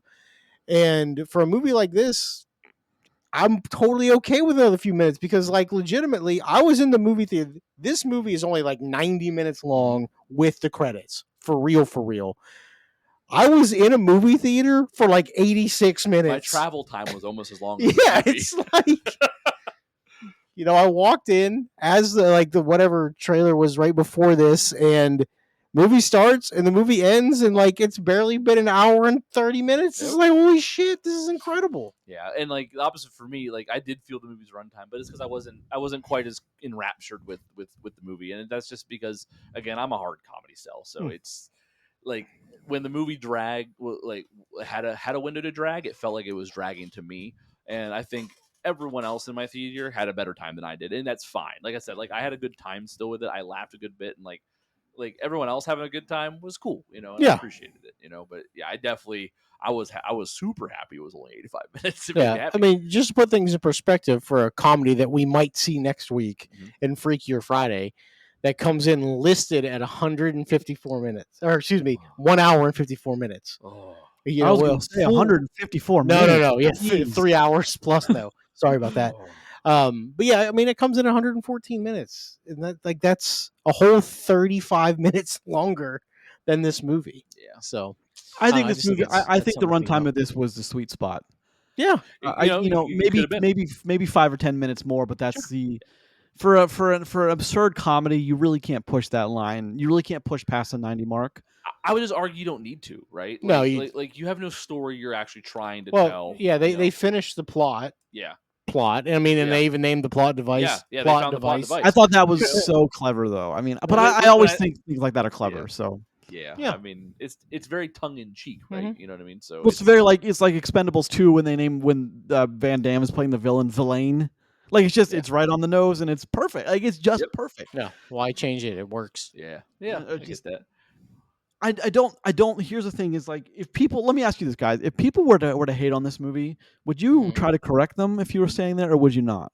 I wouldn't, because I would get it. You know what I mean? Like no. If someone told me, if someone said this movie is not funny at all, I didn't laugh a single time, I'd call them a liar, and I'd probably tell them they need to go see a professional about why they can't connect it with anything emotionally, because that has to be the only reason. Or I just ask them straight up, why do you think you need to lie to me about things like that? Yeah, because you can't tell me that there wasn't a single thing in this movie that made you chuckle, giggle, smirk, or what have you. Yeah, that's impossible. You don't ever have to like a movie, and I won't ever say that.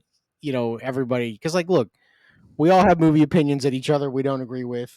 Hell, there's opinions that I have that I shouldn't agree with. You know what I mean? It's like I am my own contradiction for movies sometimes. But if somebody were to tell me I don't think this movie's funny at all, my immediate question is, why not? Yeah. And I'm not telling you you have to think this is the funniest thing you've seen all year. You don't. And I'm not going to try to sell you on it's the best movie you'll see. This movie's pretty funny from start to finish. There are plenty of jokes. If you straight up, like Chris said, tell me you didn't laugh at all in this movie, you're a liar. Because seriously, you didn't pay attention or you didn't see the movie. Yeah. Because you may be a lot of the jokes don't land. Fine, sure, won't even argue with you about that. Yeah. But the ones like I mentioned a couple of them earlier that are just so far left field are just boom. You're like, oh, that's really funny. Like Chris's body cam one. Yeah. That's funny if you like how things really are right now. Yeah, Like there are real things in this movie that are like the infrared scene's hilarious. Yeah. Like it's just very Yeah, funny. Now, if you're a mother of 3 and you bring your 5, 6, and 9-year-old to see this movie, and you're mad because I Well, didn't why know would this you movie do was that, going to be this though? raunchy, like that's a poor reason to dislike a Sure. movie. You know what I mean? Like, Isn't this there's hard reasons. R? Oh No. yeah, no, it's This not. is- It's 13. this is 13, I thought it was buddy. hard. I thought it was hard. Really? But either way, it's like You're right. It is it's like 13. that's a different reason to be upset with a movie Well, viewing. that's but your like, fault. Yeah, but that's not the movie's fault, right? And like for like even a little bit further, it's if you told me that you hated this movie, that you didn't like it because you didn't connect with any of the characters of the story because there wasn't really one, I'd be like, I would agree with someone. I would get Sure. that. But like, you can't tell me that this movie's funny. No. Because then at that point, like, it's like, okay, you have a very specific, like, someone has to have such a very specific sense of comedy for that to be true, and this movie might not hit like that specific itch that someone needs scratched to laugh. That also feels like the same kind of person that'll tell you I can't watch something because it's animated. It's the same kind of thing. Because like, look, you're lying to me. Here's the thing, though. Here's the crazy thing, though. Someone that says I can't watch it because it's animated will probably watch this and think it's the funniest thing they've ever seen. That's the same crowd. That's very true. Oh, that's for kids. Yeah, that's the same All crowd. right, That'll think all this right. is the funniest shit they've ever Back seen. to attacking the olds, I see. Let's get back to your shuffleboard, Grandpa. Go But- back to your shanties. That's like a wonderful remark that you shouldn't be able to say, but it's perfectly fine. Yeah, I know. The olds. Yeah, It's but- that's. You're I welcome. mean, there was some. I think it's not. I think it's safe to say that I was surprised about how much I enjoyed this. I didn't expect to, and it's. I know that we kind of had some consternation back and forth about, and the more I thought about it going into the week, I was like, well, those movies are actually. I mean, they were kind of the gold standard of comedy at one point. Well, the first one definitely was. Like Well, maybe Naked by the Gun end of the third one, maybe because the first one was 88. Airplane was 80, 83, and 87, and then this was I think 88, 91, and 94. So there's a big. I mean, that's like a nice. It's a long run. It's a 14-year stretch for 2 comedy trilogies. It's. I just so like there's something about like I could see liking it, and we didn't see the trailer for this like too far out, did we? Of the film? No, not really. No, it was what was it? Probably May, Yeah, that sounds about right. something like that. Because it seems like you're trying to. Ish, You're- right? Yeah, I think you're right. You're trying to adapt a comedy from the like hardcore 80s comedy is like that's probably not good. It's a safe bet on paper that It's it tough won't to do. land. It's They tough to made do. it. They made it work, and it's like I'm very surprised that they were able to make that work. But I'm also very happy they were able to. I guess here's a question: do you guys see a sequel coming out of this? 100%. I don't Even if it doesn't make any money next week. I think it has to make money. Well, look, I believe that this is the kind of movie that doesn't have to make money for somebody to be like, we'll make another one. Because looking at the sequel as the moneymaker, that's a possibility. Okay, I can could see that. definitely see that. Yeah, I mean, I personally think that if it doesn't show up in the black, that there's no way. But you're probably more right than I am on this one because the cast that's here, the fact that it's getting such good reviews, and if it gets any piece of Oscar nomination, it'll definitely get another one. So I don't think it's gonna. I would- mean, I could see it, but I would see a movie like this, like in the land of like DVD rental and things like that, being a smash success. Oh, yeah. But I bet you on streaming that this does gangbusters, Mhm. and we still don't necessarily know how they quantify that. But I bet you this will be a hit on streaming. yeah, I mean, this will probably be on multiple streaming services most likely, and they'll make a good chunk of change from that alone. I would agree with that. It's gonna have a good second life on streaming services, and sooner than you think too. I would. I mean, by 3 weeks September, this will be on some Yeah, service. I agree with that. Or Yeah. multiple. I also Probably don't. Paramount, right? I don't know. I don't know. Paramount Plus, definitely. It wasn't a Paramount movie. I thought it was. Oh. I think the other ones are. Maybe I'm wrong about that. I don't know, but Either way. I think this movie's a very Either way. big success for the. I mean, if we're talking about movies of the year that I think are great, I mean, this for okay, mind you, for different reasons, this is up there with like Sinners for me. Sinners is a great movie all around. No one's gonna argue that. It's a Yeah, wonderful. pretty good. It is, that is cinema. That is, Chris, cinema. I think, but this for like it needs to be said for something of it knew what it was. It adapted a trilogy from the 80s, early 90s, and did it well. I think that movie sits right. That's the nuance that we always talk about that we never really kind of define. But I think this movie has accolades for that reason of it did what most cannot do is it adapted 3 decades later a very successful version of itself, and it kind of rebuilt it. So it was like a what do they call that, a sequel and a Reboot. There's a certain term for it, but it is a sequel and a reboot at the same time. We can call I think it that's it. Yeah, that's it. That's it. But it doesn't. I don't want you to do that.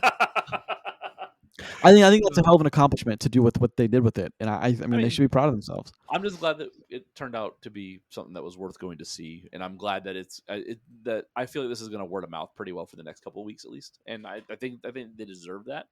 So I mean, good for them all around on all counts. They made a movie that's fun, and I think that think like Grayson. What's the last good comedy that we saw in theaters? Like this. I can't even. I would say I was trying to think of this today. I would say Tag. That's a while. In 2018. 2018. I was gonna say, yeah, that's a minute ago, right? So it's like it's hard. Comedy is hard to do, and I'm sorry, comedy became hard to do at some point.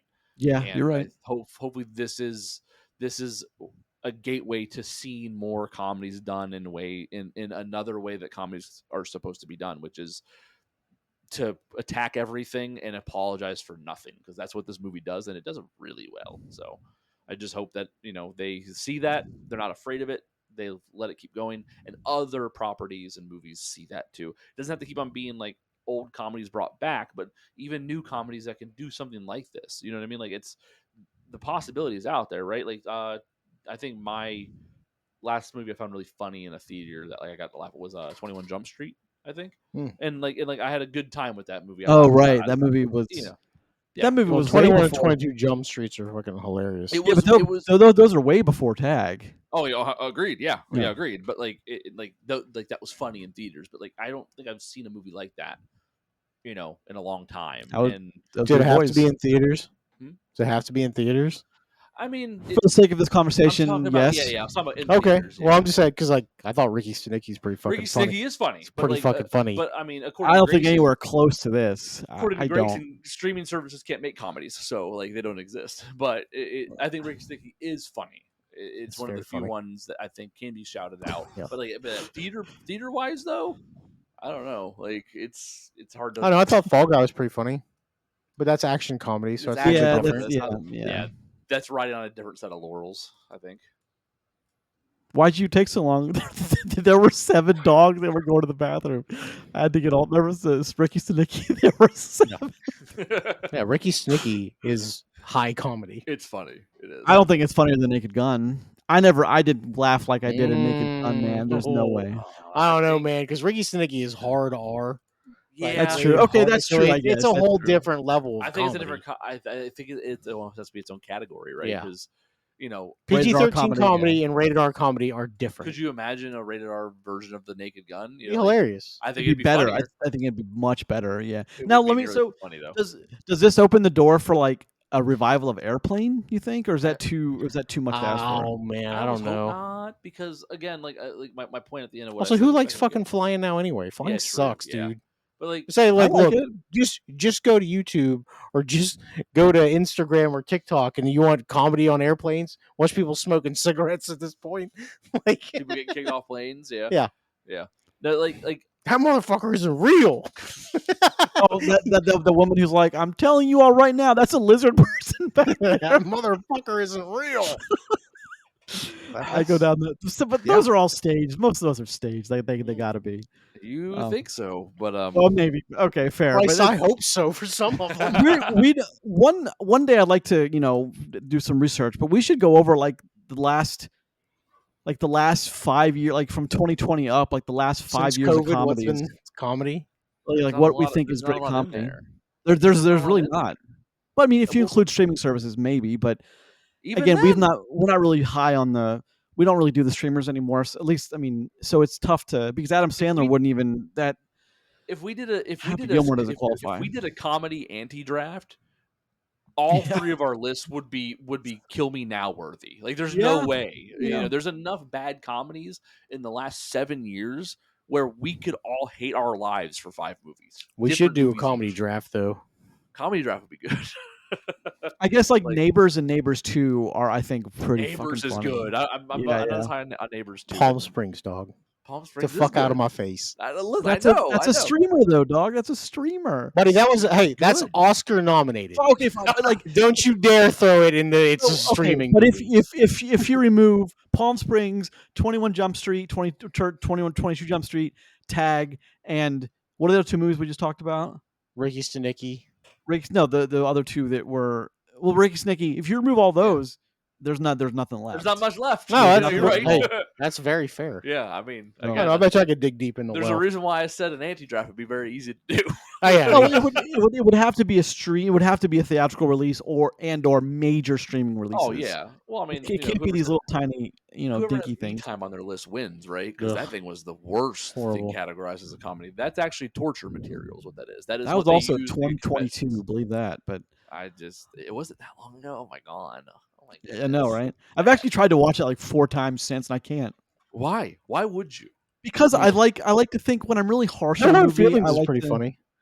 The Jennifer Lawrence one. Oh, right, that is That one okay. was, But that's- that one was okay. Pretty You're good right. movie. You're But right. again, though, that's all the way back in 2020. It's I was 2 gonna say, that's years old at this yeah, point. Yeah, and that is hard R.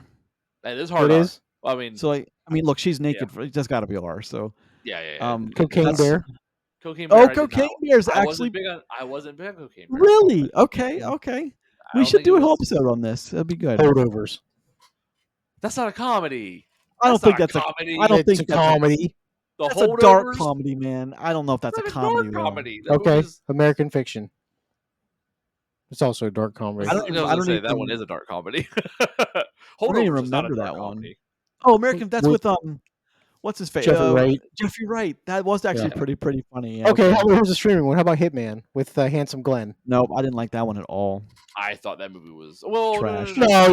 No, No. I have it on record that you enjoyed that movie very much I was thinking via podcast form. I did I not. was- I did I not. was thinking when you said that, I was thinking of the Fassbender one that was Oh, really The bad, Killer. wasn't it? Oh no, Yeah, that movie's not that good. movie was terrible. No. No. You're right. That one's not bad. No, I like that movie. Yeah. I don't know if it was like great. That movie like starts out really strong. I guess it goes weird though. But yeah, Just I pulling agree. things from a couple years ago, just for looking Yeah. through comedy lists. yeah. The No, I greatest, think you the greatest beer run ever. That Zac movie's all Efron. right with Zac Efron. That movie's more feels than comedy. It is. Yeah, right? it- You know, it pretty is. sad. You're right. that movie's- You're right. that You're right. movie's tough. But again, we skimmed the top and like we're having a tough time after like 6. Yeah. So, We're kind of like you we're kind know- of like now 2022 had the Weird Al movie. that movie. Oh, that was actually It's good. fun. though. Like, look, that's a whole parody movie, though. It's a whole parody. It very much is in line with Yeah, but Naked again- That's Gun. again, absurd. That's absurd. But, Yeah. but again, we're talking about streaming films, and streaming Yeah. films don't have True. they don't have comedy movies. Yeah, according to Jackass Neeson. forever. They don't I- exist. I will agree with you though, Chris. Is comedies were always hard to do to begin with because you had to keep your audience interested and fun, laughing. It's like it's a delicate balance. And recently, they just became harder because you just can't do certain things anymore. You can't Oh. make fun of certain groups or Okay, just I mean, this movie's kind of pushing against that, which I appreciate. yeah, me too. off the wall pick is a streamer though. The Chip and Dale movie that the Lonely Island guys did. It was written by the same guy that did this movie. Written by Akiva Schaffer. So that one is that's a Mm. criminally underrated. It's underwatched pretty movie. funny. Yeah, it is. Actually, I don't even You're remember right. it. Did we talk about that? We did. It was good. I don't even remember that. But okay. I mean, Okay. That's okay. my memory is We- awful these days. We forgive you. It's because you're advanced. You're advanced age, right? Hey, look, me time. Oh man, get out of there with that nonsense. Jeez. I don't know, 22 is a rough year It's for just comedy. funny Shit. that it's just funny that comedy has such a hard time when you try to hamstring it.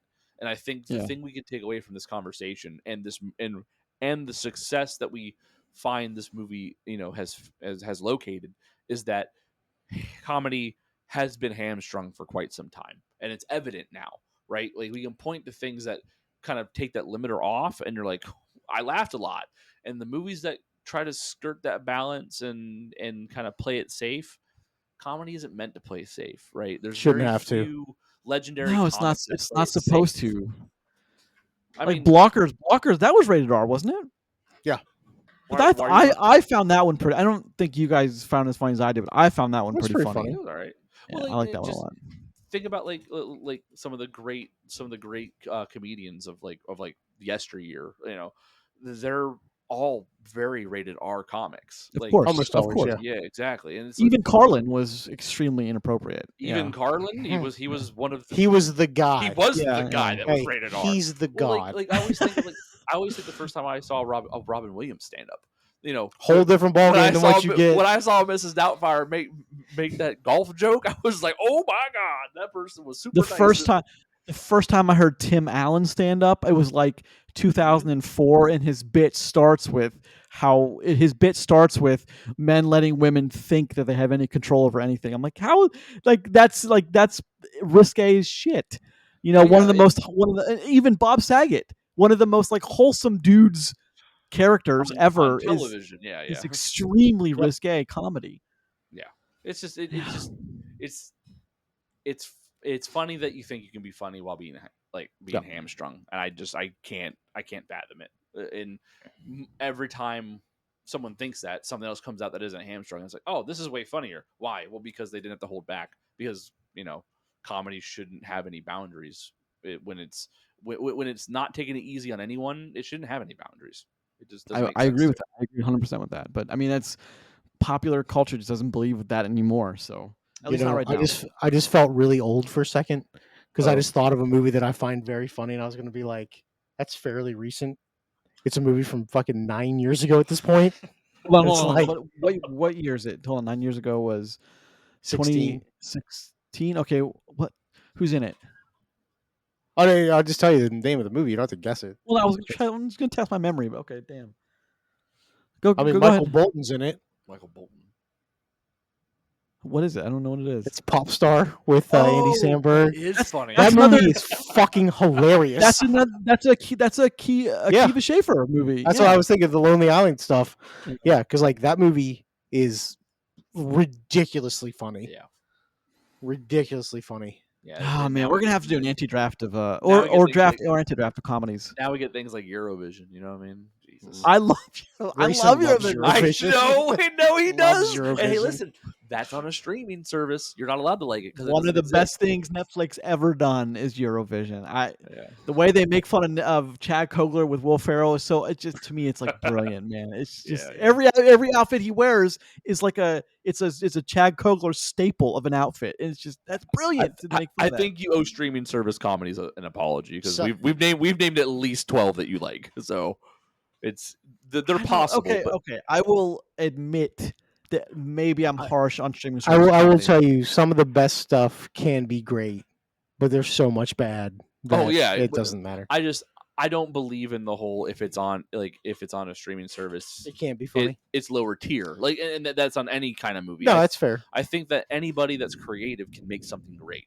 Sure. I just think that by as evident by there's a lot more of the bad on the place that doesn't have as much standards of regulation. I agree with Sure. Jason on that 100%. But All right, we're rambling. Let's bring it we all home. ramble. Let's shut her down. We've been rambling for 10 minutes. Yep, which is Well, fine. let's shut her down, boys. Thank you Shut for her joining down. me for this episode of Post It's called Post Credits Podcast. This is episode 41. I almost said. I'm glad you guys came here with I us. almost Talked said about this- Naked Gun tonight. I almost said the episode of the Naked Gun. I'm like, that's not it. What is it? I And, mean, and I thought of the maybe beaver. it I'm like, is. not it. Maybe not it is. Maybe it is. Thank you for joining us for this episode 41 of Post Credits Podcast, a show where we get to talk about movies with you. If you listen to us on an audio-only service such as Apple Podcasts, Google Podcasts, Spotify, Amazon Music, or Podbean, feel free to head over to YouTube. Check us out there also. Turn us on when you're doing work. Whatever you do, turn us on. I recently learned someone listens to us exclusively when they're cooking. That's weird, but thank you very much for that. I We hope your appreciate dinners that. take long and that you're entertained the whole time. Indeed, indeed. Thank you for joining us, and we look forward to seeing you next week. After you like and subscribe and smash that damn button on YouTube, we Yep. look forward to talking to you next week. We don't know what Do the movie we're comment. doing yet, but We will have a movie for you next week. There'll be a movie next week, probably. Maybe. It's more than likely there'll be a movie that we discuss. Maybe Maybe not. Maybe we mix it up. The Lost Maybe. of Pastor? Maybe? Question mark? Question